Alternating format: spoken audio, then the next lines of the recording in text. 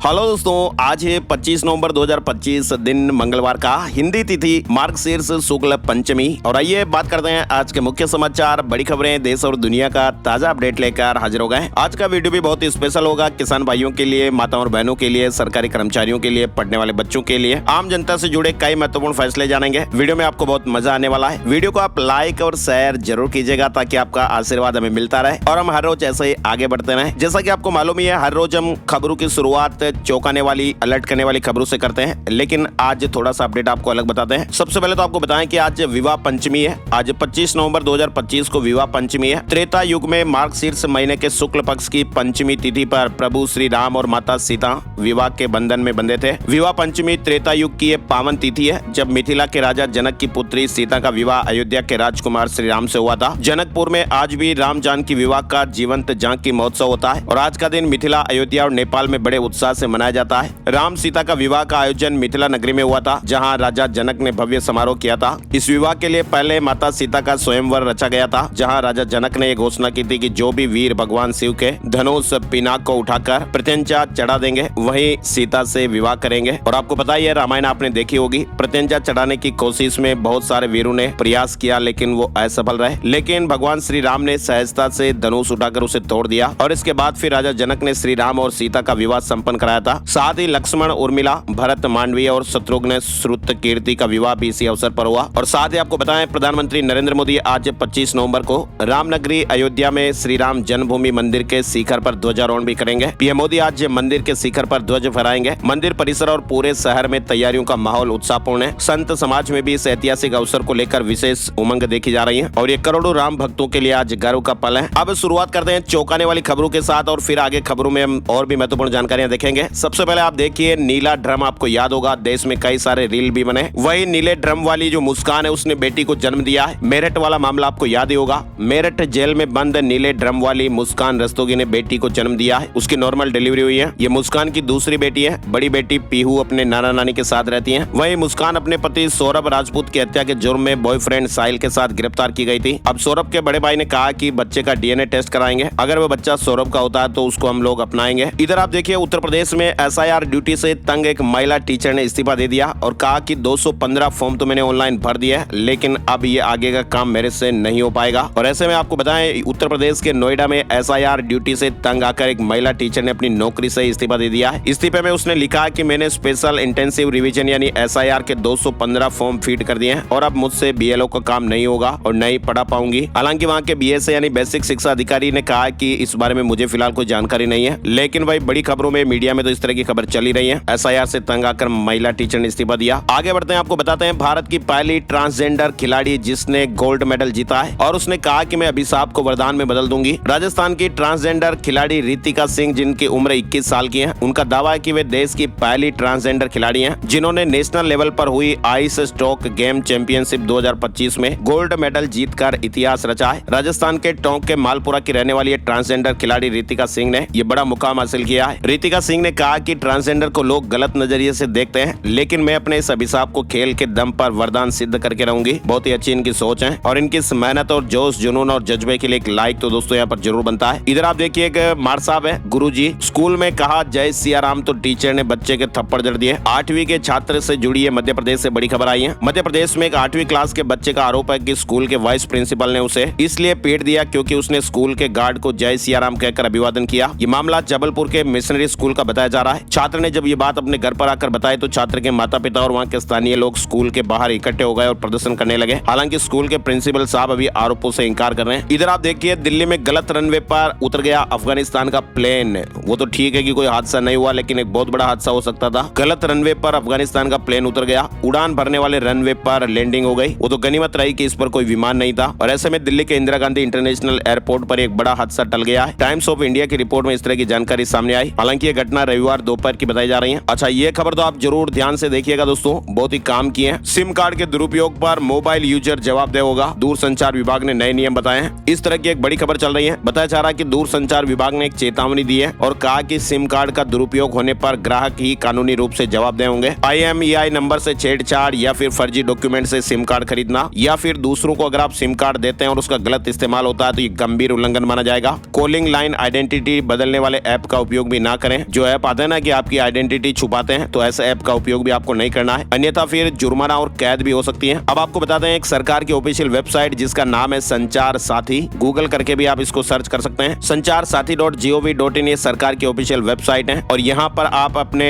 Mobile number की जांच कर सकते हैं। आपके नाम से कितने लोगों ने कनेक्शन लिया हुआ है, कितने नंबर आपके नाम से एक्टिव है, आपके डॉक्यूमेंट का इस्तेमाल किया जा रहा है, तो इस वेबसाइट पर सरकार ने जानकारी बताई है। तो यहाँ देखिए आप no mobile connection in your name, यहाँ से जानकारी आप देख सकते हैं। आपका मोबाइल कहीं खो गया तो इसकी कंप्लेन भी आप यहाँ कर सकते हैं। किसी भी तरह की आपको मोबाइल से रिलेटेड कोई दिक्कत वगैरह आती है तो आप यहाँ पर जरूर अपडेट ले सकते हैं, कंप्लेन भी कर सकते हैं। तो ये सरकार की ऑफिशियल वेबसाइट है और इसका नाम है संचार साथी। इसके अलावा देखिए आप राजस्थान में एक शादी में क्या हुआ, रिश्तेदारों को इंप्रेस करने के लिए 3 नकली पुलिस अफसर बन गए और फिर उनका राज खुल गया, भंडा फोड़ हो गया और इन तीनों को गिरफ्तार कर लिया गया। ये राजस्थान के झालावाड़ से एक बड़ी खबर आ रही है। 3 लोगों को पुलिस अधिकारी बनकर शादी में रिश्तेदारों को प्रभावित करने के आरोप में गिरफ्तार किया है। पुलिस ने उनकी नीली और लाल बत्ती वाली कार को भी पकड़ा। आरोपियों ने खुद को मध्य प्रदेश पुलिस का यातायात प्रभारी बताया था, लेकिन वो पहचान पत्र दिखाने में विफल रहे और फिर जब सख्ती से उनसे पूछताछ की गई तो उन्होंने कहा कि भाई हम तो रिश्तेदारों को इंप्रेस करने के लिए ऐसा काम कर रहे थे। साथ ही आप देखिए इलाहाबाद हाईकोर्ट ने एक बड़ी टिप्पणी की और कहा कि आर्थिक रूप से कमजोर पति को गरीबी के कारण छोड़ देने वाली पत्नी भरण पोषण की हकदार नहीं होती है। कोर्ट ने यह भी कहा कि पत्नी बिना उचित कारण पति से अलग रह रही है और उसने कई तथ्यों को छुपाकर अदालत को गुमराह करने की कोशिश की है, तो ऐसी पत्नी को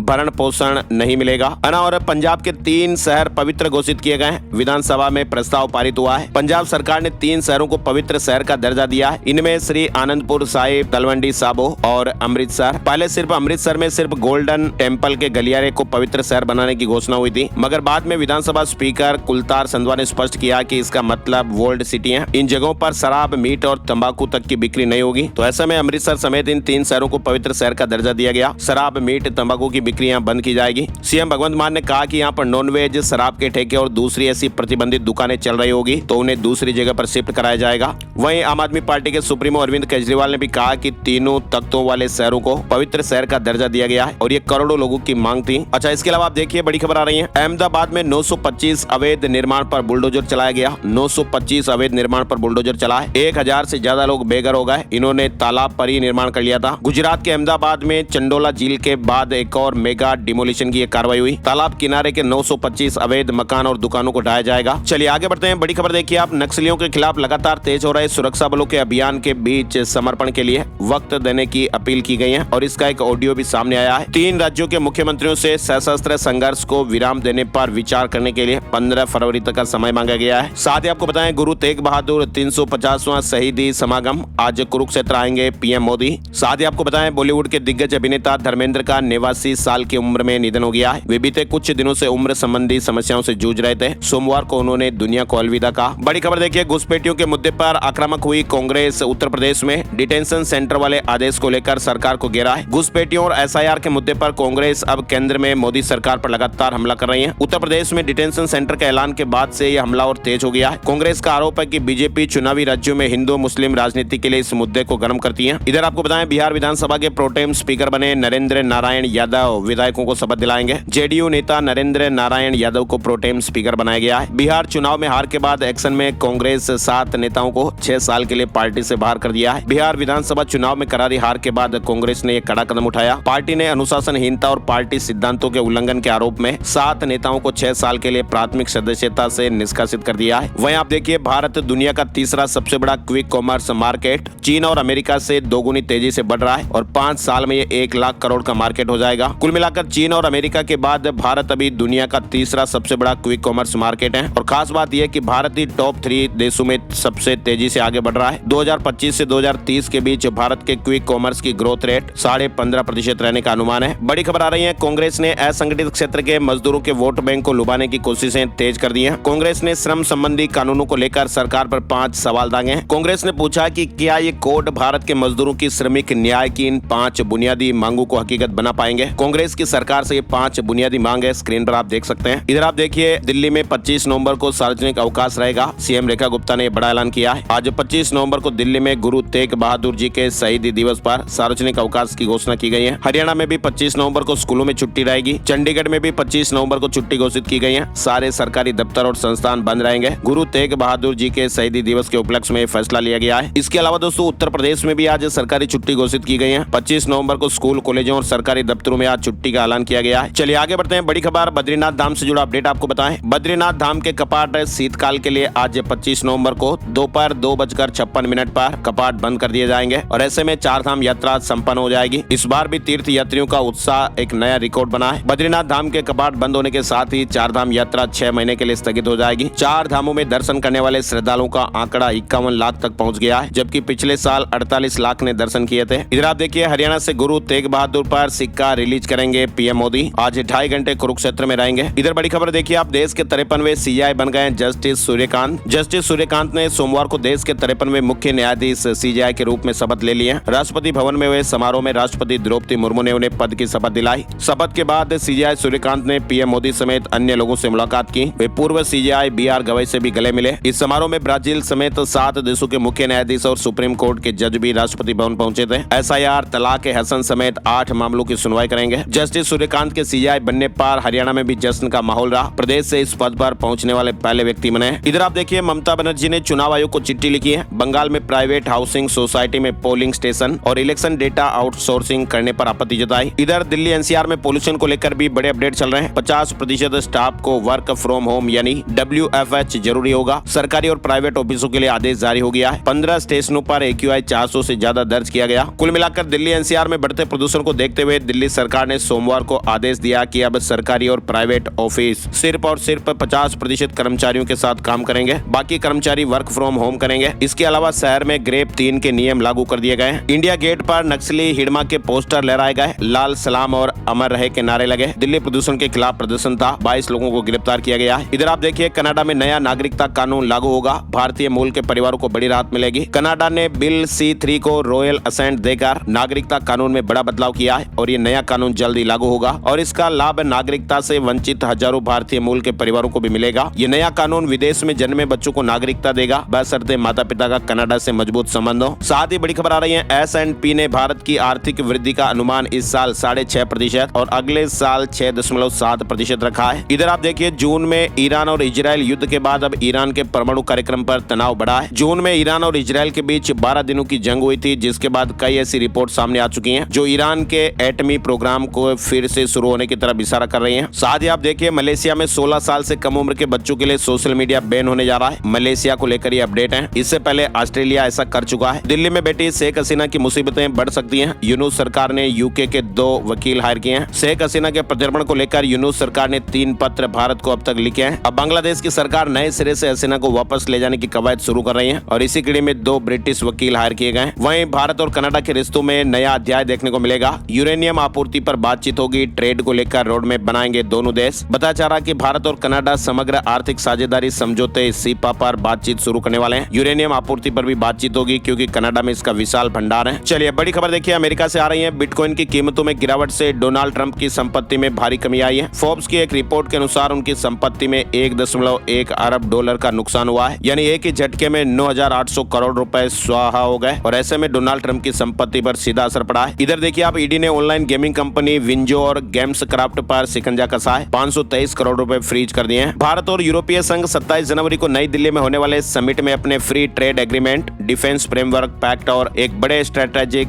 एजेंडा को फाइनल करने वाले हैं। साथ ही आप देखिए टीईटी के अनिवार्यता को लेकर भी अपडेट आ रहा है। कक्षा 1 से 8वीं क्लास के साल 2011 से पहले नियुक्त शिक्षकों के लिए अनिवार्य शिक्षक पात्रता परीक्षा टीईटी पास करने के मुद्दे पर 22 राज्यों और केंद्र शासित प्रदेशों के शिक्षकों ने सोमवार को दिल्ली में विरोध दर्ज करवाया है। बताया जा रहा है कि एनसीटी के गलत फैसले से 10 लाख शिक्षक प्रभावित हो रहे हैं। महिला कबड्डी टीम लगातार दूसरी बार चैंपियन बनी है। पीएम नरेंद्र मोदी और गृह मंत्री अमित शाह ने भी बधाई दी। भारतीय महिला कबड्डी टीम ने एक बार फिर विश्व चैंपियन बनने का तमगा हासिल कर लिया है। टीम इंडिया ने फाइनल में चीनी ताइपे को मात देकर जीत हासिल की है और महिला टीम की इस जीत पर पीएम मोदी और गृह मंत्री ने बधाई दी। अच्छा देखिए आप मुंबई एयरपोर्ट को लेकर भी खबर आई है। मुंबई का जो छत्रपति शिवाजी महाराज अंतर्राष्ट्रीय हवाई अड्डा ना दोस्तों, 21 नवंबर को 1036 उड़ानों की आवाजाही दर्ज करके एक नया रिकॉर्ड बना। यह आंकड़ा पिछले रिकॉर्ड से अधिक है। सेवानिवृत्ति आयु को लेकर एक खबर आ रही है। कोस्ट गार्ड में अब एक समान सेवानिवृत्ति आयु तय है। दिल्ली हाईकोर्ट ने 57 साल वाले नियम को रद्द कर दिया है। दिल्ली उच्च न्यायालय ने कोस्ट गार्ड में एक समान सेवानिवृत्ति आयु का आदेश दिया है। 57 वर्ष की आयु में सेवानिवृत्ति के नियम को रद्द कर दिया है। कर्मचारियों को राहत मिली है और ऐसे में अब सभी कर्मचारी 60 साल की आयु तक सेवाएं कर सकेंगे। अहमदाबाद प्लेन क्रैश से जुड़ी खबर आ रही है। 95% पीड़ित परिवारों को मुआवजा मिल गया है। 25-25 लाख रुपए दिए गए। एयर इंडिया चीफ ने कहा कि प्रियजनों को खोने वालों की मदद करते रहेंगे। बड़ी खबर आ रही है। AIMIM चीफ असदुद्दीन ओवैसी ने कहा कि दिल्ली ब्लास्ट के आरोपियों की खुलकर निंदा करनी चाहिए। देश के दुश्मन हमारे दुश्मन है। इस धमाके में हिंदू और मुसलमान दोनों मारे गए। अगर हम चुप रहे तो इन क्रूर लोगों को खुली छूट मिल जाएगी। ओवैसी ने जनसभा को संबोधित करते हुए ये बातें कही। सोनम वांगचुक अरेस्ट केस से जुड़ी खबर। सुप्रीम कोर्ट में 8 दिसंबर तक सुनवाई टल गई है। पत्नी ने गिरफ्तारी के खिलाफ याचिका दायर की है। वहीं दिल्ली दंगा केस सुप्रीम कोर्ट में 2 दिसंबर तक सुनवाई टल गई है। अल-फलाह यूनिवर्सिटी के डॉक्टरों के लॉकर चेक किए जाएंगे। पुलिस प्रोफेसरों की बैंक डिटेल भी जुटा रही है। इधर मेहुल चोकसी के अटैच 4 फ्लैट लिक्विडेटर को सौंपे गए हैं। PNB फ्रॉड केस में ईडी ने कार्रवाई की है और अब तक 310 करोड़ की संपत्ति ट्रांसफर की गई। राजनीतिक दलों को चंदे देने को लेकर एक बड़ी खबर आई है। सुप्रीम कोर्ट ने सोमवार को केंद्र और अन्य से उस याचिका पर जवाब मांगा है जिसमें इनकम टैक्स के उस प्रोविजन की वैधता को चुनौती दी गई है जो राजनीतिक दलों को 2000 रुपए तक कैश डोनेशन पर टैक्स में छूट देता है। याचिका में दावा किया गया कि देश भर में हर जगह डिजिटल पेमेंट बहुत ही बढ़िया तरीके से हो रहा है, तो फिर 2000 रुपए तक के नकद चंदे की परमिशन दिए जाने का कोई औचित्य नहीं है। काउंटर से तत्काल कोटे की सीटों पर लागू हुई व्यवस्था। दिल्ली शताब्दी देश की पहली ट्रेन जिसमें सिर्फ OTP से तत्काल टिकट मिलेगा। रानी कमलापति से नई दिल्ली जाने वाली शताब्दी एक्सप्रेस अब देश की पहली ऐसी ट्रेन बन गई है जिसमें काउंटर से OTP बेस्ड तत्काल टिकट शुरू कर दिए गए हैं। करीब 30% सीटें इस कोटे में आरक्षित रहती हैं। फिलहाल इसे पायलट प्रोजेक्ट के रूप में लागू किया गया है और अगर ये प्रयोग सफल रहा तो फिर आने वाले समय में सभी ट्रेनों में इस तरह की सुविधा लागू हो जाएगी। इधर आपको बताएं, पेंशन स्कीम से लाइफ सर्टिफिकेट तक 1 दिसंबर से कई नियम बदलने वाले हैं। नवंबर का महीना खत्म होने में अब कुछ ही दिन बाकी हैं और इस महीने के खत्म होने के साथ ही कई जरूरी कामों की डेडलाइन भी खत्म होने वाली है। कई काम ऐसे हैं जिनकी आखिरी तारीख 30 नवंबर है। 30 नवंबर से पहले आपको ये काम कर लेना है। वित्त मंत्रालय ने UPS चुनने की लास्ट डेट 30 नवंबर तय की है। ऐसे में सभी केंद्रीय सरकारी कर्मचारियों को UPS चुनाव 30 नवंबर तक कर लेना चाहिए। इसके अलावा टैक्स से जुड़े कामों की आखिरी तारीख 30 नवंबर है, तो टैक्स से जुड़े भी अगर आपके कई काम है तो उनको भी आपको निपटाना पड़ेगा। इसके अलावा लाइफ सर्टिफिकेट यानी जो पेंशन लेने वाले व्यक्ति हैं उनको लाइफ सर्टिफिकेट जीवन प्रमाण पत्र जमा कराना भी अनिवार्य है और इसकी आखिरी डेट भी 30 नवंबर है। इसके अलावा उदय भी आधार कार्ड में बदलाव पर विचार कर रहा है और इसमें यह निर्णय हो सकता है कि कार्ड पर सिर्फ तस्वीर और एक QR कोड मिलेगा, बाकी जानकारियां ऑनलाइन ही मिल जाएगी। तो ऐसे अपडेट भी आपको आधार कार्ड में देखने को मिल सकते हैं। इसको लेकर हम डिटेल से और वीडियो में आपको जानकारियां बताएंगे।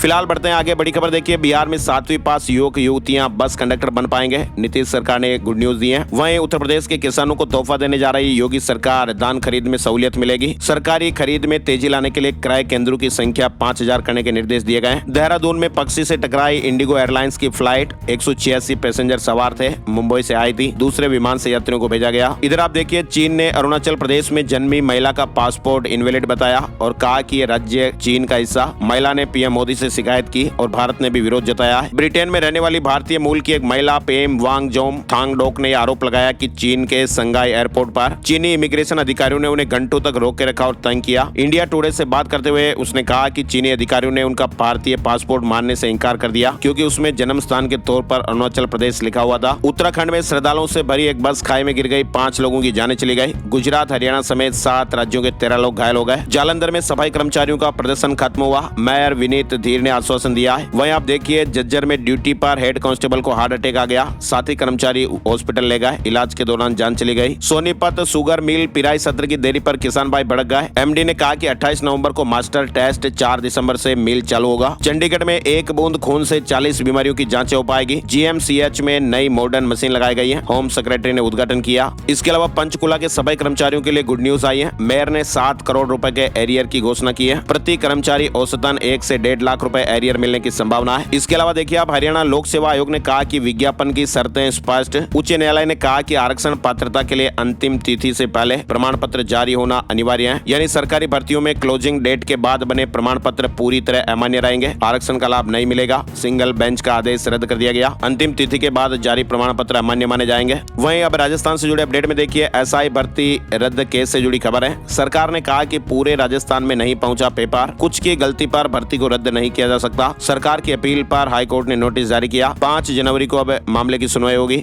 राजस्थान में न्याय आपके द्वार अभियान शुरू हुआ है। राजस्थान राज्य विधिक सेवा प्राधिकरण द्वारा न्याय आपके द्वार थीम पर 3 महीने का विशेष अभियान शुरू किया गया। ये पहल राष्ट्रीय विधिक सेवा दिवस के 30 साल पूरे होने के उपलक्ष्य में की गई और इस अभियान के तहत देश भर की तरह ही राजस्थान में भी लोक अदालतें सक्रिय भूमिका निभा रही हैं। वहीं बड़ी खबर आ रही है, राजस्थान में VIP नंबरों के अलॉटमेंट में बड़ी गड़बड़ी सामने आने के बाद दौसा RTO को निलंबित कर दिया गया है। राजस्थान के चित्तौड़गढ़ के सावलिया सेठ मंदिर में 2 महीने बाद खुला भंडार इस बार भी पुराने रिकॉर्ड तोड़ रहा है। 3 राउंड में 7 करोड़ 8 लाख 80 हजार रुपए निकले और तीनों राउंड मिलाकर कुल बात करें तो 27 करोड़ 97 लाख 1,80,000 रुपए का चढ़ावा प्राप्त हुआ है। आज चौथे राउंड की गिनती मंगलवार को होगी। खेलो इंडिया यूनिवर्सिटी गेम्स की राजस्थान में भव्य शुरुआत हो गई है। हजारों एथलीट 24 खेलों में दमखम दिखाएंगे। जयपुर के सवाई मानसिंह स्टेडियम में ओपनिंग सेरेमनी आयोजित की गई। तिरुपति दर्शनार्थियों के लिए गुड न्यूज आई है। सोमवार से ट्रेन शुरू हो रही है। Tirupati Hisar weekly special train दिसंबर तक चलेगी। भोपाल में पंचायत प्रतिनिधियों की वर्कशॉप आयोजित हुई। सीएम ने कहा कि मेंटल हॉस्पिटल वाले अमावस पूनम को ज्यादा मरी जाने की संभावना मानते हैं। मध्य प्रदेश में मुख्यमंत्री डॉक्टर मोहन यादव ने बड़ी घोषणा की है। गंज बासोदा अब वासुदेव नगर होगा। अब तक 69 जगहों के नाम बदले। 26 नवंबर को छत्तीसगढ़ आ रहे हैं सचिन पायलट। SIR अभियान की समीक्षा करेंगे। साथ ही आप देखिए छत्तीसगढ़ का पहला जू निजीकरण की ओर। देश को 13 सफेद बाघ देने वाले मैत्री बाघ को निजी एजेंसी को सौंपने की तैयारी हो रही है। छत्तीसगढ़ में आयुष्मान कार्ड से मरीजों के इलाज में होने वाले फर्जीवाड़े को रोकने के लिए स्वास्थ्य विभाग एक नया सिस्टम तैयार कर रहा है। अब होगा क्या दोस्तों की कार्ड ब्लॉक करने और इलाज और जांच के नाम पर पैसे काटे जाने का पता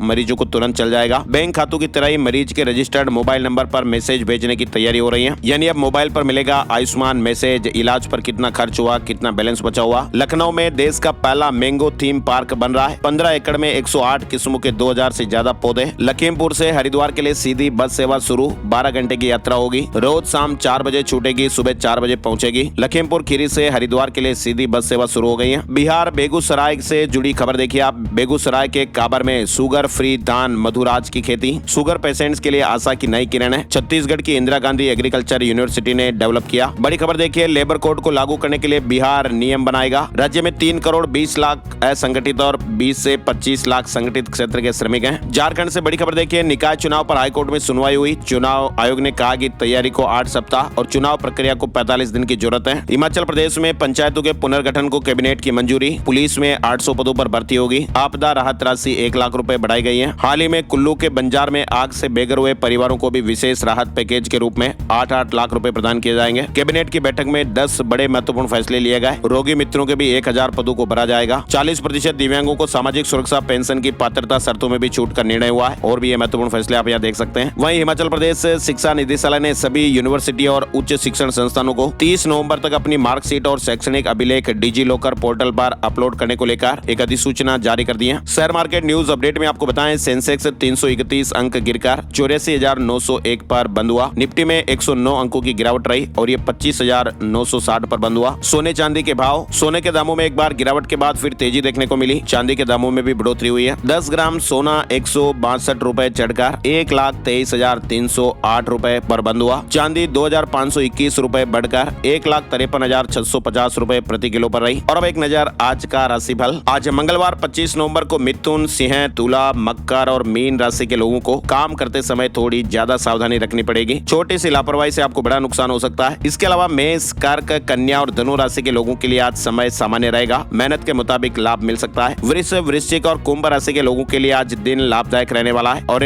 आपको पुराने मेहनत का फल आज मिल सकता है। बाकी राशियों के लिए सितारों का दिन सामान्य रहेगा। तो ये थे दोस्तों आज के मुख्य समाचार और बड़ी खबरें। ऐसे ही ताजा खबरों का वीडियो हम हर रोज आपके लिए लाते हैं। चुन चुनकर काम की महत्वपूर्ण बड़ी खबरें आपको दिखाते हैं। तो प्लीज आप हमें अपना सपोर्ट और आशीर्वाद दीजिएगा। वीडियो को लाइक और शेयर आप जरूर कर दीजिएगा। एक और नई जानकारी और नए वीडियो में फिर मिलते हैं। तब तक के लिए जय हिंद, जय भारत, वंदे मातरम।